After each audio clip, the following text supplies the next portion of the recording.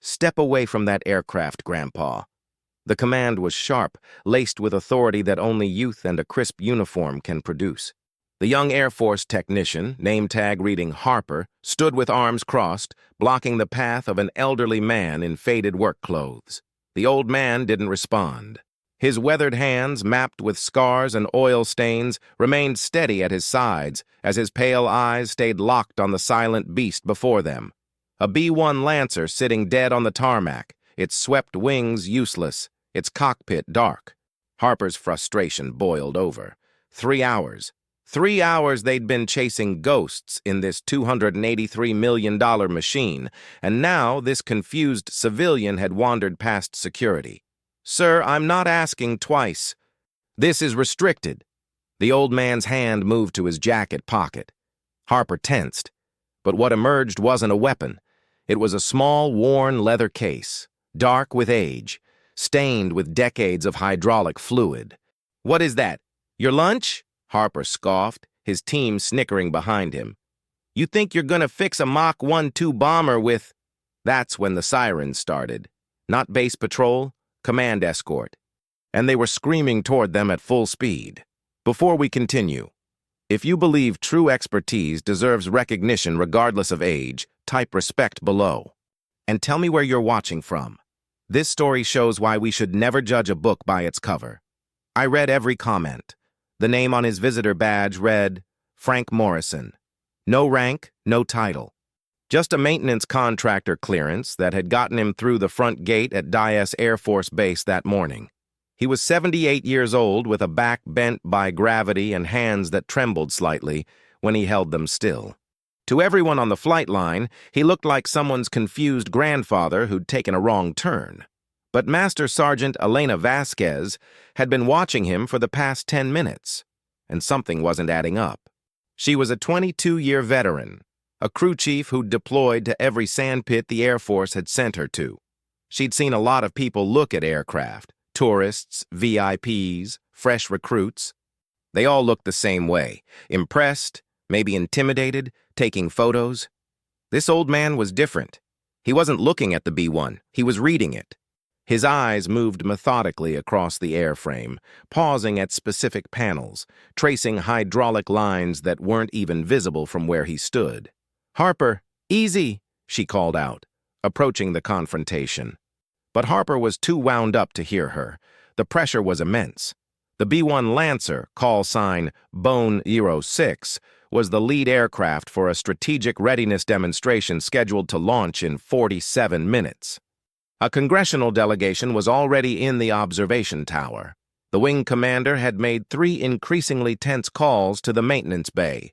And after 3 solid hours of diagnostics, swapping modules, and running every test in the manual, Harper's team had nothing. The jet was dead, and Harper's career was starting to feel the same way. "I need to see your ID," Harper demanded, stepping closer to the old man. "And I need to know who authorized you to be on this flight line." Frank Morrison finally looked at him. His pale blue eyes, clouded with age, held something that made Vasquez's instincts prickle. It wasn't fear. It wasn't confusion. It was the calm of someone who'd been in far more intense situations than this. "I was invited," Frank said quietly. His voice was soft, almost granular, but it carried. "Invited?" Harper's laugh was sharp with disbelief. "By who? The History Channel?" 2 other technicians had joined the circle now, drawn by the spectacle.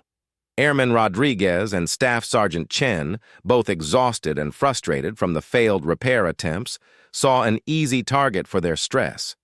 "Maybe he thinks it's a museum," Rodriguez muttered. "Or maybe he's confused about which decade he's in," Chen added. Frank didn't react to the mockery. He simply unrolled the leather case in his hands with deliberate care. Inside, nestled in worn felt, was a collection of tools. They weren't the standard issue equipment from the base tool crib. These were old, some of them clearly handmade, their steel darkened with a patina that only decades of use could create. One tool in particular caught the light, a uniquely shaped torque wrench with custom machining that looked like it belonged in a museum. "Where did you even get those?" Harper scoffed. "A garage sale?" That's when Master Sergeant Vasquez saw it. The way Frank's fingers rested on that wrench, not gripping it, just touching it, the way a pianist might touch familiar keys, the absolute economy of motion, the stillness that came from muscle memory so deep it was unconscious. Her blood went cold. She pulled out her phone and scrolled through her contacts, her hands moving faster than her racing thoughts. She found the number she was looking for, a direct line she'd only used twice in her entire career. The personal cell of Colonel Rebecca Moss, the maintenance group commander. The call was answered on the second ring. "Colonel, this is Master Sergeant Vasquez on the Bone 06 flight line," she said, her voice low and urgent, stepping away from the confrontation. "Ma'am, we have a situation. There's a civilian contractor here, and Harper's about to have him arrested. But Colonel—" She paused, watching Frank's weathered hands rest on those ancient tools. "The way he's looking at this aircraft. Ma'am, I think you need to check your archived personnel files, the really old ones, because I think we might have a legend standing on our tarmac." The phone call detonated like a flashbang in the command building. Colonel Rebecca Moss was in the middle of a tense briefing with her operations chief when her executive officer burst through the door without knocking, an act that would normally earn a week of extra duties. "Colonel, you need to take this call. It's Vasquez from the Bone 06 line." Moss snatched the phone, her jaw tight. "What is it, Sergeant?" She listened. Her expression shifted from irritation to confusion, then to something that looked like shock. Her knuckles went white around the phone. "Say that name again," she said quietly. She listened once more, then her eyes went wide. "Morrison? Frank Morrison?" She shot to her feet so fast her chair rolled backward and hit the wall. "Get me his contractor file now and pull the archives. I want everything we have on the original B-1 development program. 1970s. Rockwell International." Her aide stared at her, frozen. "Now!" Moss barked. As the aide sprinted from the office, Moss was already moving, grabbing her flight cap and keys. She spoke into the phone with barely controlled intensity. "Vasquez, listen very carefully. Get on the radio to Harper right now. By my direct authority, tell him to stand down. Do not let anyone touch Mr. Morrison. Do not let anyone speak to him disrespectfully. Everyone is to freeze exactly where they are. That is a direct order from the maintenance group commander. I am en route." She slammed the phone down and turned to her operations chief. "Get the wing commander on the line. Tell him he needs to get to the flight line immediately, and tell him—" She paused, still processing what she'd just heard. "Tell him the ghost just came home." Back on the tarmac, Harper was done with patience. "Sir, I'm not playing games," he said, reaching for Frank's arm. "You're coming with me to the security office right now." Frank's gaze shifted from the B-1 to Harper's face. For the first time, the old man spoke with something other than quiet observation. "Son, you've been looking in the wrong place." Harper froze. "What?" "Your problem," Frank said, his voice still soft but carrying absolute certainty. "It's not in the flight control computers. It's not in the avionics bay. You've replaced half the electrical systems in that aircraft, and you're still dead in the water because you're chasing symptoms, not the disease." Harper's face flushed red. "You don't know what you're—" "It's the hydraulic pressure regulator for the number 3 system," Frank continued, his pale eyes drifting back to the bomber. "Specifically the backup accumulator valve.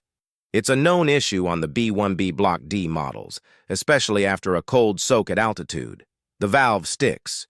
Your computers can't see it because it's an analog failure in a digital world." The confidence in Harper's expression cracked. Because 3 hours ago, Bone 06 had returned from a high-altitude training mission, and the maintainers had noted sluggish hydraulic response in the landing gear, but the diagnostics had come back clean. Staff Sergeant Chen, who'd been standing silently, suddenly spoke up. How do you know about the cold soak?" Frank's weathered fingers traced along the edge of one particular tool in his case. A specialized valve key with a configuration Chen had never seen before. "Because I wrote the technical order on hydraulic system failures for this airframe. That was 1985. Looks like some lessons still need learning." Master Sergeant Vasquez had been listening to the entire exchange, her phone still pressed to her ear, She was pale now, her voice barely above a whisper as she spoke to someone on the other end. "Colonel, he just diagnosed the hydraulic system from 50 feet away. He knew about the cold soak. He knew about the Block D issue." A pause. "Ma'am, I don't think this is Frank Morrison, the contractor. I think this is Frank Morrison, the engineer, the original engineer." The silence that followed was broken only by the distant whine of approaching sirens. But these weren't base security. These were command vehicles, and they were moving with emergency speed. Harper looked around, his bravado finally faltering. "What's going on?" Vasquez lowered her phone slowly. She looked at Frank Morrison with something approaching reverence. "Airman Harper, I strongly suggest you step away from that man. Right now." As the sirens grew louder, the world seemed to flicker for Frank Morrison. The hot Texas tarmac dissolved, replaced by the frigid mountain air of Palmdale, California, 1977. He was 32 years old then, wearing a Rockwell International badge and carrying a clipboard thick with hand-drawn schematics. The first B-1A prototype sat in the hangar before him, its white paint still pristine, its variable sweep wings extended like a bird of prey frozen mid-flight. It was the most advanced bomber ever conceived, and it was broken. The test flight had revealed a catastrophic flaw in the hydraulic authority system.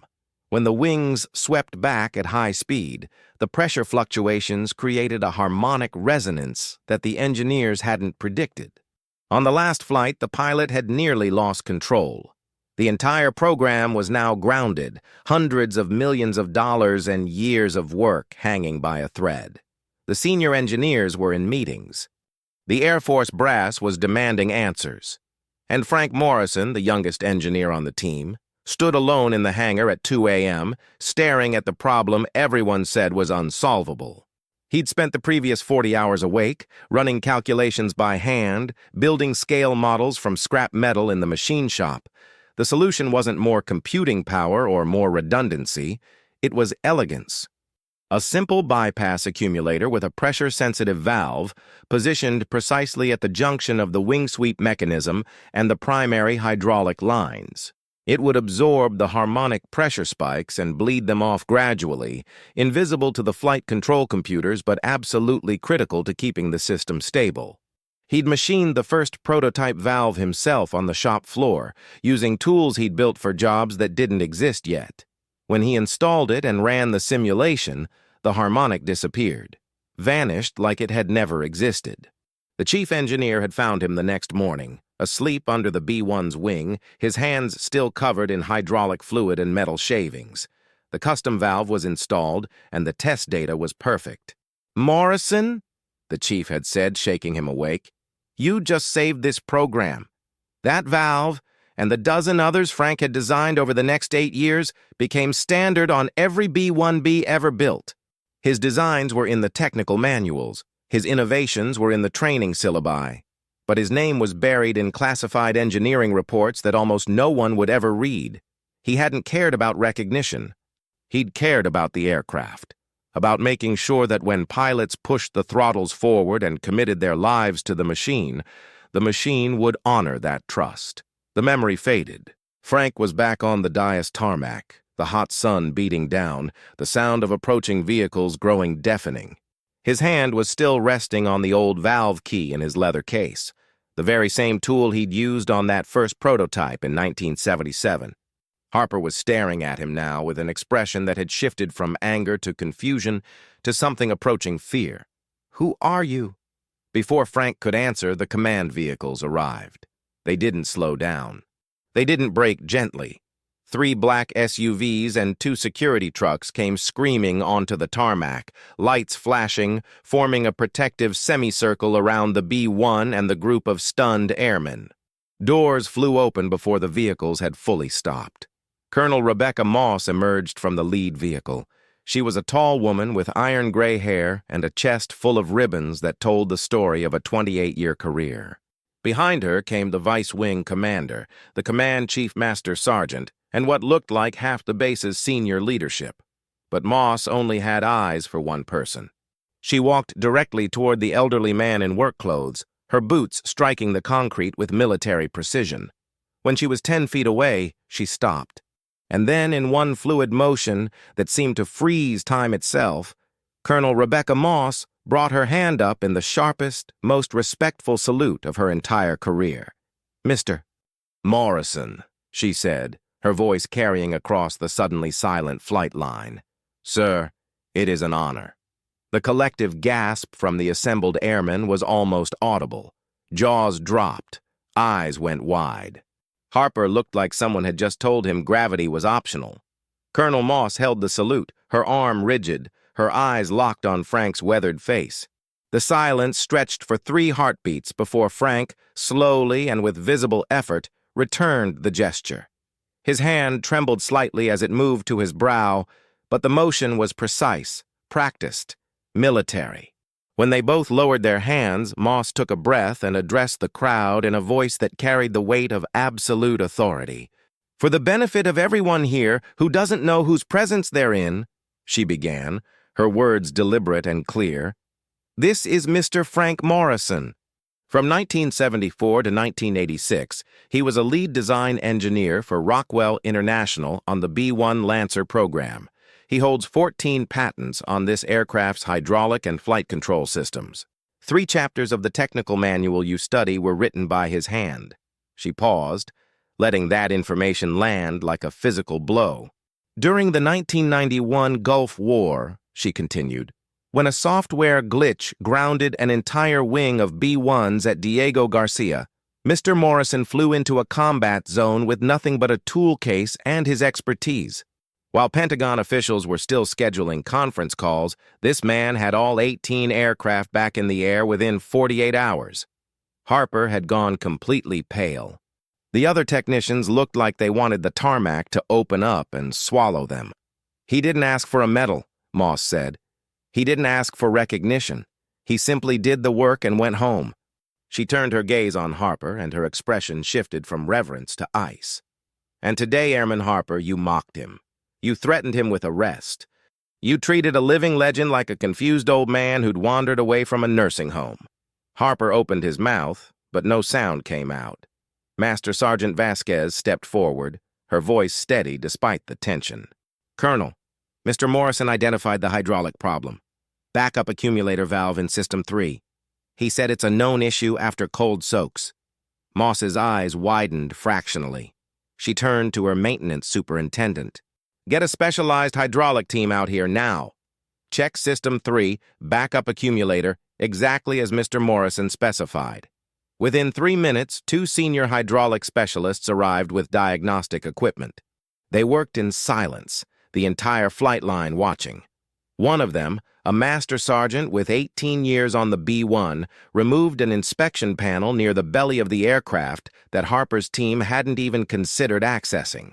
He inserted a pressure gauge into the hydraulic line, bled the system, and tapped the accumulator valve with a small brass hammer, exactly the way the old technical manual specified.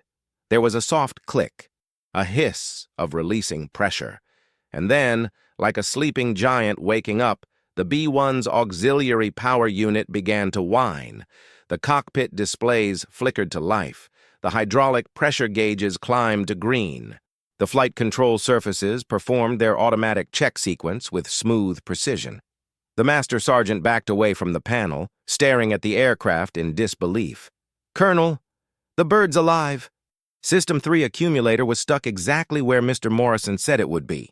1 tap, that's all it took. A problem that had stumped a team of trained technicians with thousands of dollars in diagnostic equipment for 3 hours had just been solved in 3 minutes by an elderly man with a leather case and a lifetime of knowledge. Colonel Moss turned back to Frank. "Mr. Morrison, would you be willing to address our maintenance training squadron? We clearly have some lessons that need relearning." Frank's expression softened slightly. "Colonel, I'd be honored. But first," he looked at Harper, whose face was now the color of ash. "First, I'd like to talk to this young man. Alone." The crowd dispersed slowly, reluctantly. Colonel Moss gave orders for the B-1 to be fully checked and prepared for flight. Master Sergeant Vasquez organized the technical team to document exactly what had happened for the training files. But Harper remained frozen on the tarmac, alone with the man he'd humiliated. Frank Morrison walked slowly to a nearby equipment cart and sat down on its edge with a soft grunt. He gestured to the space beside him. "Sit." Harper sat, his body rigid with shame. For a long moment, neither man spoke. The sound of the B-1 systems running their checks filled the silence, a sound that had been absent for hours, now restored by knowledge that predated most of the technology involved. "I'm sorry, sir," Harper finally managed, his voice cracking. "There's no excuse for how I treated you. I was frustrated, and I took it out on you, and I—" Frank held up a hand, silencing him. "You were under pressure. A critical mission, a deadline, your career on the line. I understand pressure, son. I felt it. That doesn't make it okay." "No," Frank agreed quietly. "It doesn't. But it makes it human." He reached into his jacket pocket and pulled out a faded photograph, protected in a plastic sleeve worn smooth by decades of handling. He handed it to Harper. The photo showed a much younger Frank Morrison, maybe in his early 30s, standing in front of a pristine white B-1 prototype. But he wasn't alone.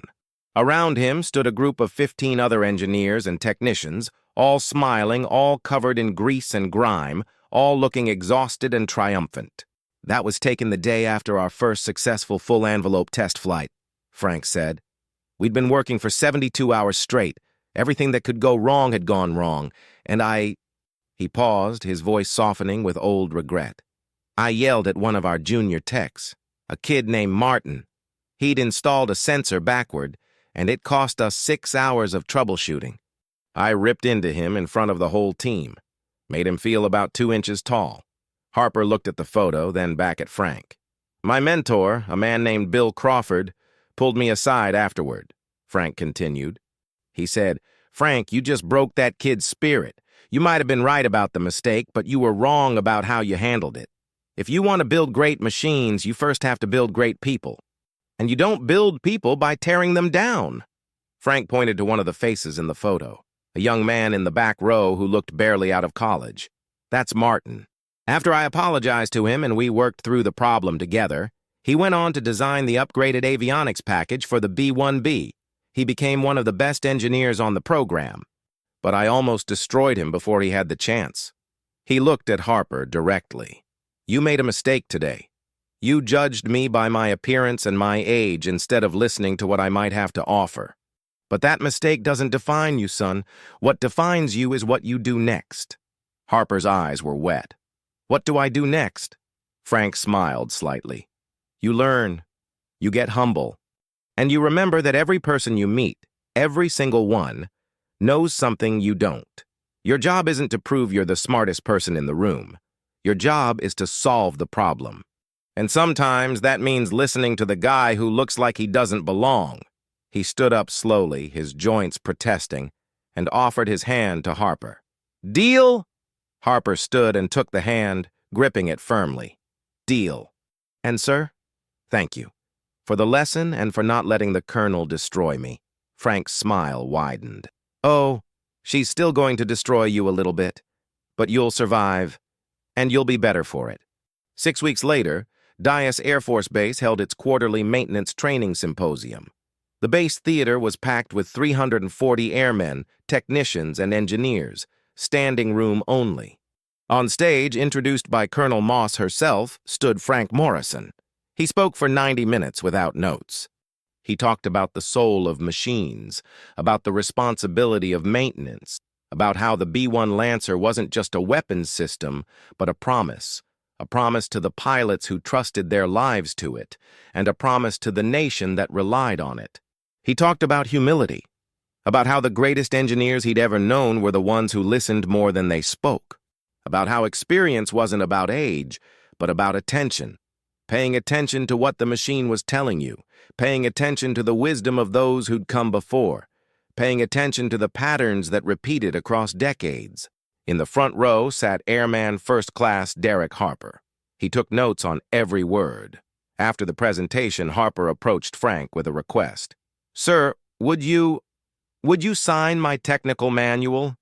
Frank took the worn manual, its pages marked with grease stains and highlighted passages. He opened to the chapter on hydraulic systems, one of the 3 he'd written 40 years ago. He signed his name on the title page, then wrote beneath it, "The machine teaches those who listen. FM." As Frank handed it back, Colonel Moss appeared with a small wooden display case. Inside, mounted on blue velvet, was the original valve key from Frank's leather case, the one he'd machined himself in 1977. "This belongs in our heritage room, sir," she said. "If you'll permit us." Frank looked at the tool that had been his companion for nearly 50 years. Then he nodded. "It belongs to the next generation now. May they use it wiser than I did." The entire theater rose in a standing ovation. Sometimes the greatest legends don't announce themselves with fanfare. They arrive quietly, in work clothes and weathered hands, carrying tools that have solved problems we've forgotten how to name. They walk among us unnoticed until the moment we need them most. And when that moment comes, they don't ask for recognition. They simply do the work, because that's what legends do. To everyone who typed respect and shared where you're watching from, thank you for honoring those whose greatness hides in plain sight. Subscribe for more stories like this and unsung American heroes. See you in the next one.